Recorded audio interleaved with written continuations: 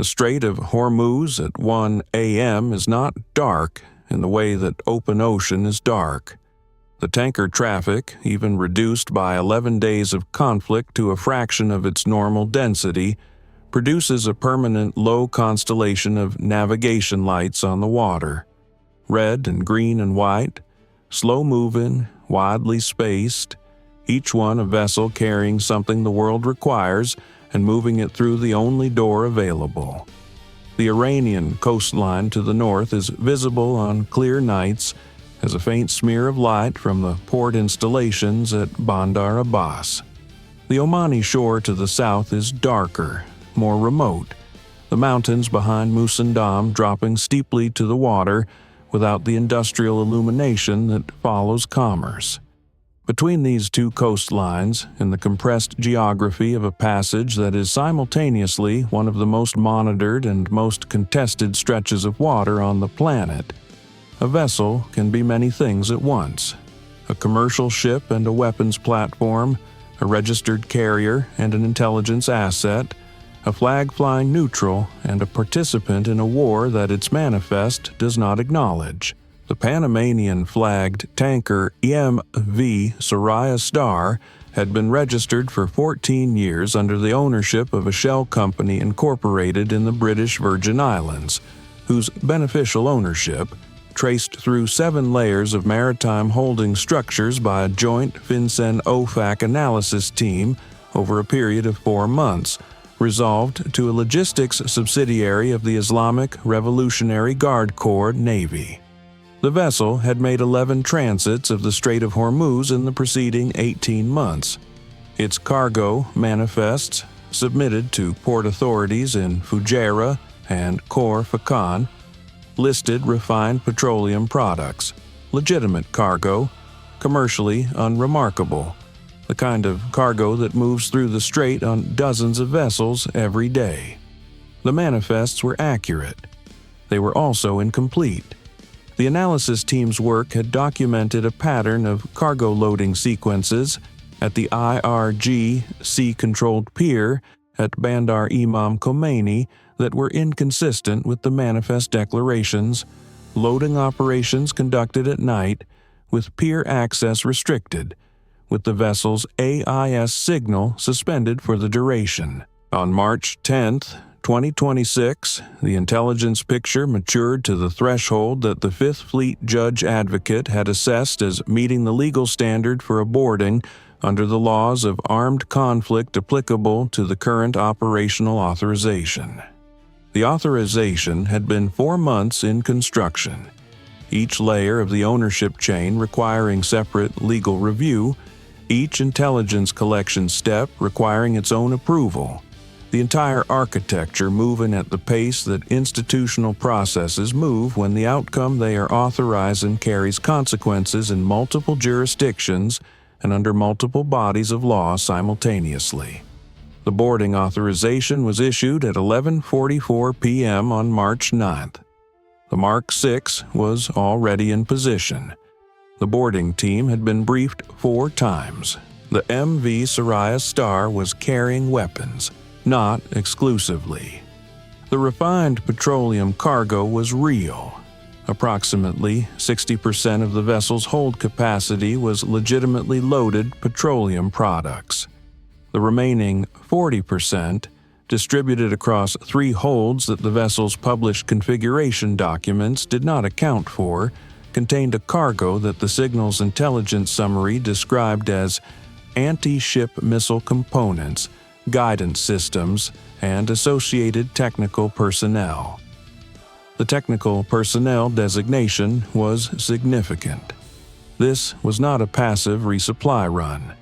The vessel was transiting with Iranian weapons engineers aboard, specialists whose presence indicated that the cargo was not destined for a storage facility but for a delivery point where assembly and integration would occur, where the components would become operational weapons in the hands of an adversary force operating somewhere in the Gulf theater.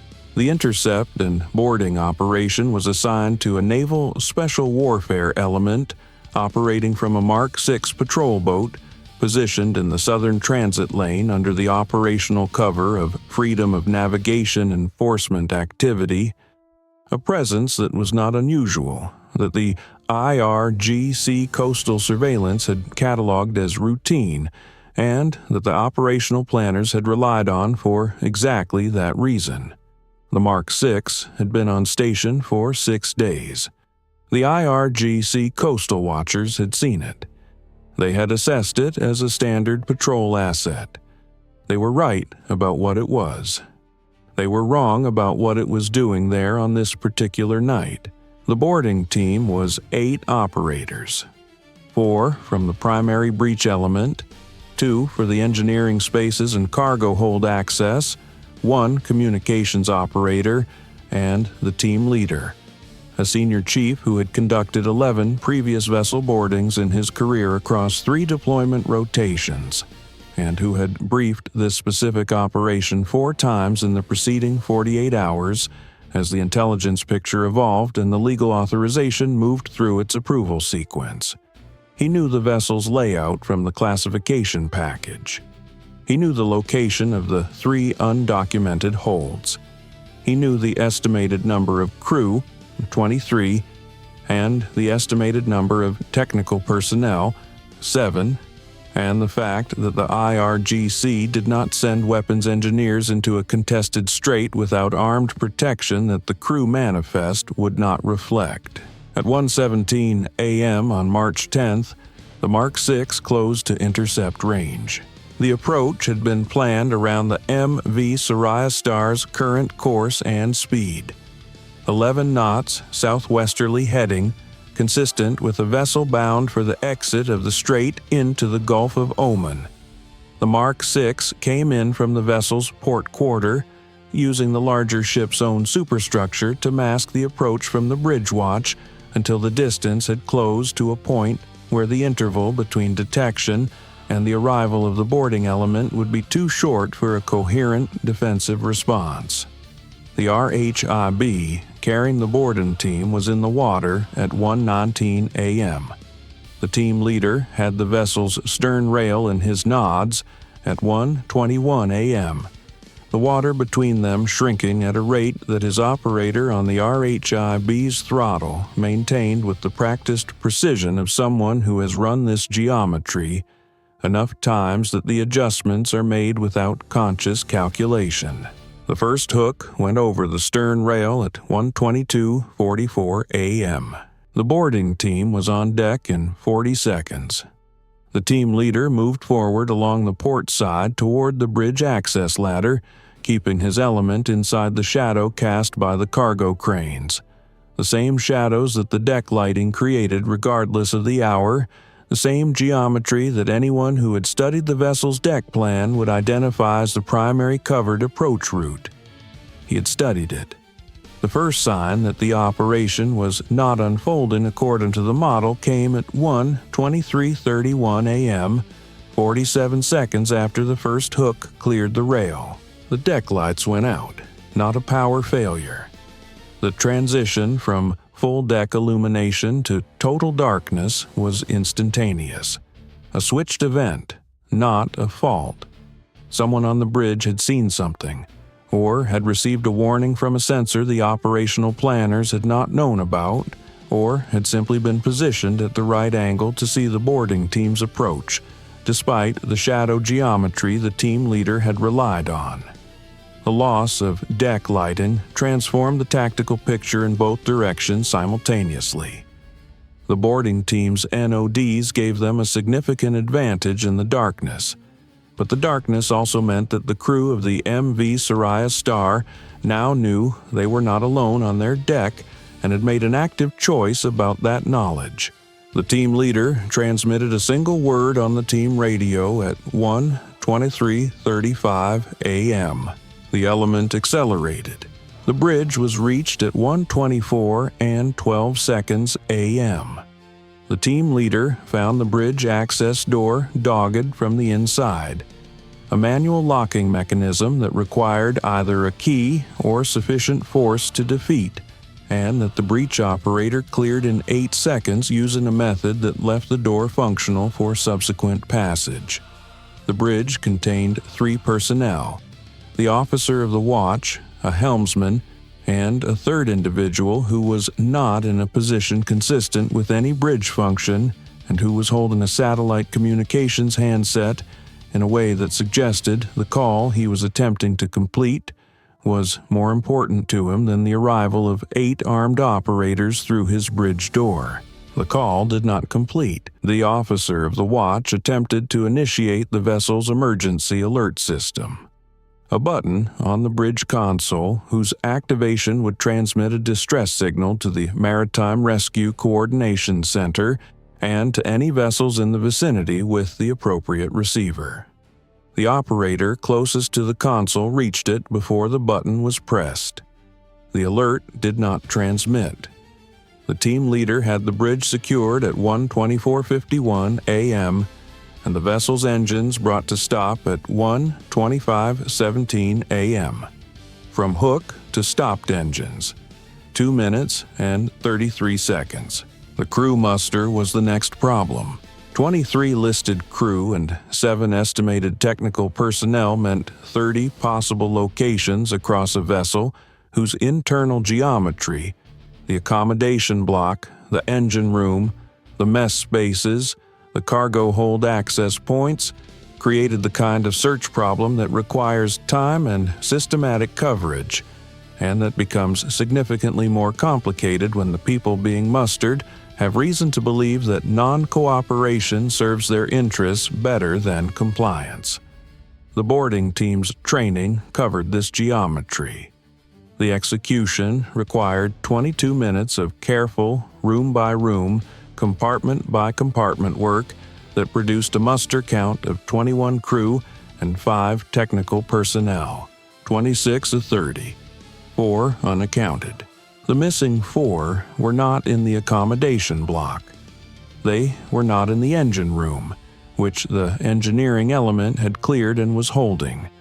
They were not in the mess or in any of the above-deck spaces.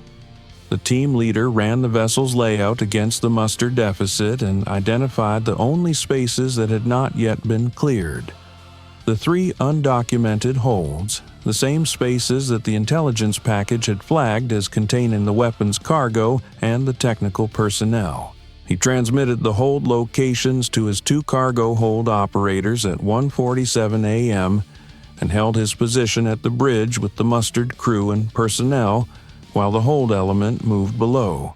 What the hold element found in the first undocumented compartment, a space that had been accessed through a welded plate covering that required their cutting equipment to breach, was consistent with the intelligence assessment. Crated components, packed and secured for transit with markings in Farsi that the communications operator photographed systematically before anything was moved. The second compartment contained a configuration that the element leader described in his debrief as integration in progress.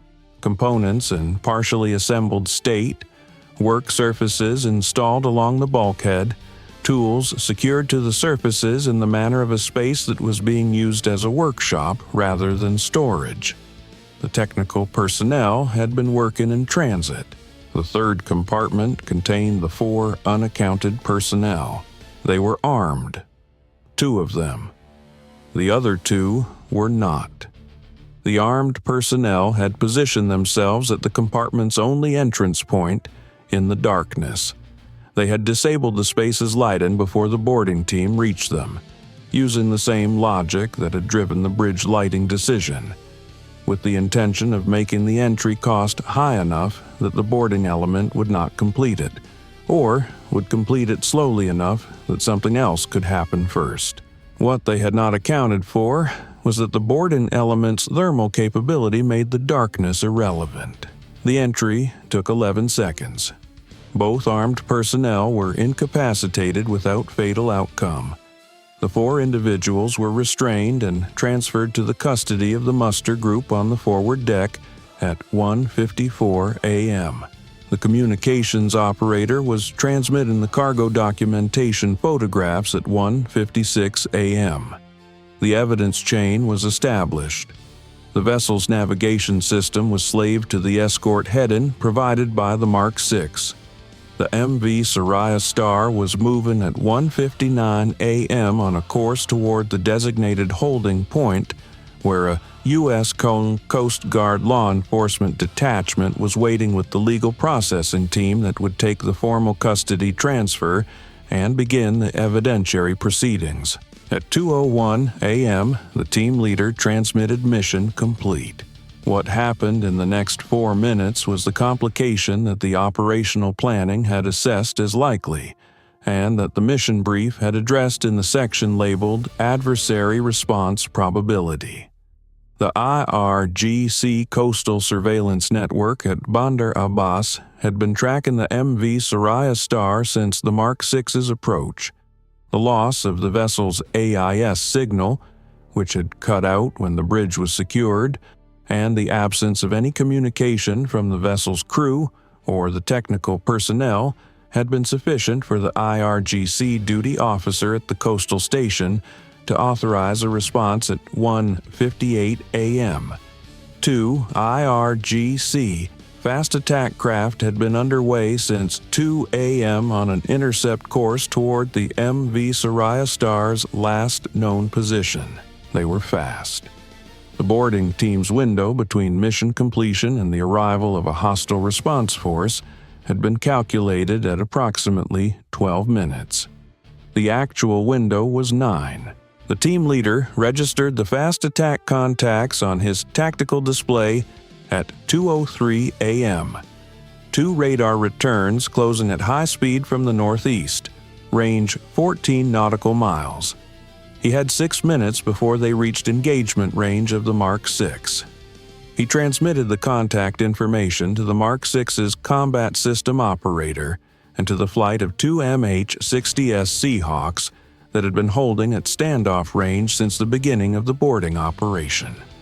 The force packages designated response element for exactly this contingency. The Seahawks were already turning at 2:03:40 a.m. They reached the fast attack craft at 2:07 a.m. The IRGC boats were running at speed, and their crews had the particular commitment of people responding to the seizure of an asset they had been assigned to protect. The Seahawks AGM-114.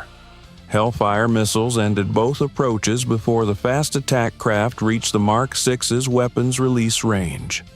The engagement lasted 90 seconds. The debris from both vessels was still settling when the MH-60SS turned back to their standoff position. The Mark VI and the MV Soraya Star continued on their escort course without deviation. The Coast Guard Law Enforcement Detachment completed the custody transfer at 4:31 a.m. The evidentiary documentation, cargo photographs, vessel manifests, communications device contents, identification of all personnel aboard, was transmitted to the Joint Task Force Intelligence Cell by 5:15 a.m. The weapons components in the 3 undocumented holds were inventoried over the following 6 hours by an explosive ordnance disposal team that documented their contents in a classified assessment that the Fifth Fleet intelligence staff described, in the summary distributed to CENTCOM, as operationally significant across multiple theater weapon systems. The EOD team worked through the morning hours of March 10th in the vessel's holds, photographing and cataloging each component against a reference database that had been built from years of intelligence collection on Iranian weapons programs. The work was methodical and thorough and required the specific patience of personnel who understand that the value of what they are documenting is not in the individual component, but in the cumulative picture. The assembly sequence that the partially built configuration in the second hold revealed, the specific guidance variant that the component markings identified, the delivery timeline that the engineer's work logs, recovered from the workshop space, made legible. Each finding was transmitted to the intelligence cell as it was documented. By 11 a.m., the picture was complete enough that the senior analyst at the Joint Task Force was able to assess the destination and intended operational use of the cargo, with what her report classified as high confidence. The specific contents of that assessment remain classified. What is not classified is the sequence: a 4-month intelligence effort, a 6-day cover deployment, a 2-minute and 33-second boarding, a 22-minute muster operation, an 11-second entry into a darkened armed compartment, and a 90-second aerial engagement. All of it connected by the single thread of the intelligence package that had identified one vessel among the hundreds transiting the strait as the one vessel that mattered on this particular night. The MV Soraya Star is currently in a holding anchorage pending the outcome of legal proceedings in a jurisdiction whose identity is not being disclosed. Her Panamanian flag has been superseded by a custody notation. Her cargo is in a secure facility. Her crew is in the legal process. Her technical personnel are in a different process. The weapons components that were moving through the Strait of Hormuz toward an integration point and an adversary force are no longer moving. They are cataloged, documented, and inert, in a place where they will not become the instruments of the outcome they were designed to produce. The Strait carries this fact among the thousands of tons of commerce that move through it every day, indifferent to the significance of any individual voyage, indifferent to the difference between a ship that completes its passage and one that does not. The boarding team knows the difference. They carry it with them the same way they carry all the operational facts that do not appear in the public record. Quietly, completely, without requiring anyone else to understand the weight of what that knowledge represents. The sea does not announce what it withholds. Neither do they.